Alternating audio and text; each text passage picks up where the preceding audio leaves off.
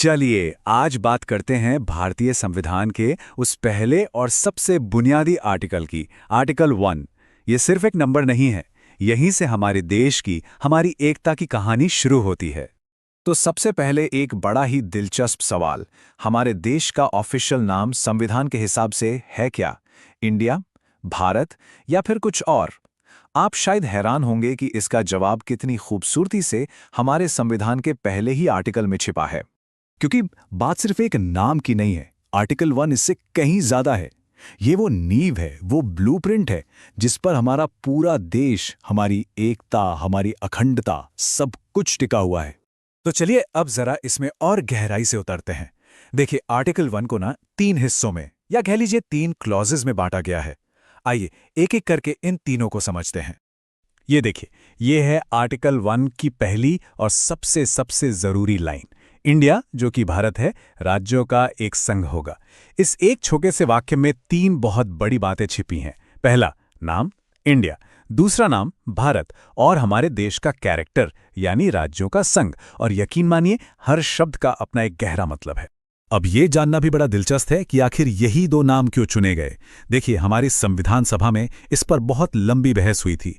कुछ लोग चाहते थे कि पारंपरिक नाम भारत ही रहे, तो कुछ का कहना था कि आधुनिक नाम इंडिया होना चाहिए। तो आखिर में दोनों को अपना लिया गया। ये हमारी विरासत और हमारे भविष्य दोनों का सम्मान है। हाँ, हिंदुस्तान शब्द को शामिल नहीं किया गया ताकि देश के सेक्युलर कैरेक्टर को बनाए रखा जा सके। अब आते हैं दूसरी क्लॉज पर। यह क्लॉज साफ साफ कहती है कि भारत में कौन कौन से राज्य और केंद्र शासित प्रदेश होंगे, और इसकी पूरी की पूरी लिस्ट संविधान के फर्स्ट शेड्यूल में दी हुई है। तो ये क्लॉज आर्टिकल 1 को संविधान के एक और जरूरी हिस्से से जोड़ देती है। और फिर आती है तीसरी क्लॉज, जो टेरिटरी ऑफ इंडिया की परिभाषा को पूरा करती है। इसमें सिर्फ हमारे आज के राज्य और यूनियन टेरिटरीज ही नहीं है, बल्कि वो इलाके भी शामिल हैं जिन्हें भारत भविष्य में हासिल कर सकता है। ये हमारे देश की सॉवरेनिटी को दिखाता है, मतलब अपनी सीमाओं को तय करने की हमारी ताकत को। अच्छा, अब आते हैं आर्टिकल 1 के सबसे जरूरी हिस्से पर, वो हिस्सा जहां से कॉम्पिटिटिव एग्जाम्स में सबसे ज्यादा सवाल बनते हैं। ये जो फ्रेज है यूनियन ऑफ स्टेट्स यानी राज्यों का संघ, इसका आखिर मतलब क्या है और हमारे संविधान बनाने वालों ने फेडरेशन शब्द का इस्तेमाल क्यों नहीं किया? देखिए, इस फर्क को समझना बहुत जरूरी है। अमेरिका एक फेडरेशन है। वहां क्या हुआ कि अलग अलग राज्य एक समझौते के तहत साथ आए और एक देश बनाया। लेकिन भारत एक यूनियन ऑफ स्टेट्स है। इसका मतलब ये हुआ कि हमारा देश राज्यों के बीच किसी समझौते का नतीजा नहीं है, और इसीलिए किसी भी राज्य को देश से अलग होने का कोई अधिकार नहीं है। हमारा संघ, हमारा यूनियन अटूट है, इंडिविजिबल। तो मतलब क्या निकला? मतलब ये कि हमारी संसद राज्यों की सीमाएं बदल सकती है, नए राज्य बना सकती है। यानी राज्य तो डिस्ट्रक्टेबल हैं, लेकिन कोई भी राज्य खुद भारत से अलग नहीं हो सकता। हमारा यूनियन इनडिस्ट्रक्टेबल है। इसीलिए भारत के लिए यह खास फ्रेज इस्तेमाल होता है, an indestructible union of destructible states, यानी विनाशी राज्यों का एक अविनाशी संघ। तो ये पावर असल में काम कैसे करती है, चलिए देखते हैं। यही सिद्धांत हमारी संसद को देश का अंदरूनी नक्शा बदलने का एक बहुत बड़ा अधिकार देता है।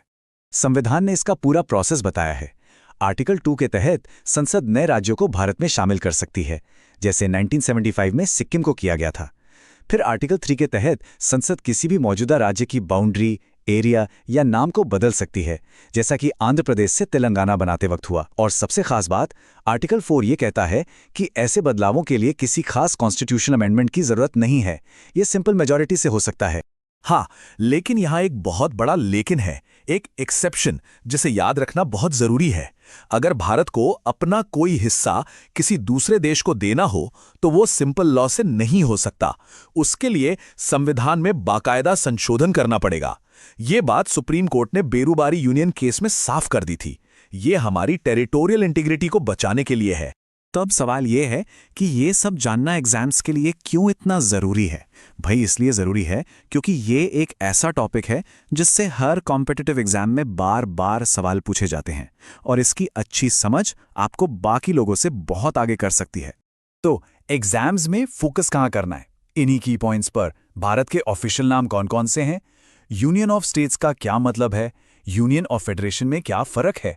राज्यों को बनाने या बदलने की संसद की पावर क्या है? और इससे जुड़े आर्टिकल्स कौन से हैं? 1, 2, 3 और 4, यूपीएससी हो, एसएससी हो या कोई भी स्टेट पीसीएस, ये सवाल हर जगह आते हैं। तो आखिर में इस पूरी बातचीत का निचोड़ क्या है? निचोड़ ये है कि आर्टिकल 1 सिर्फ एक कानूनी बात नहीं है, यह हमारे अविभाज्य भारत की नींव का पत्थर है।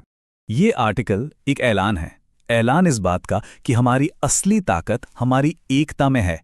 यह हमें याद दिलाता है कि राज्य भले ही प्रशासन की सहूलियत के लिए बनाए गए हों, लेकिन हमारा राष्ट्र एक है और अटूट है।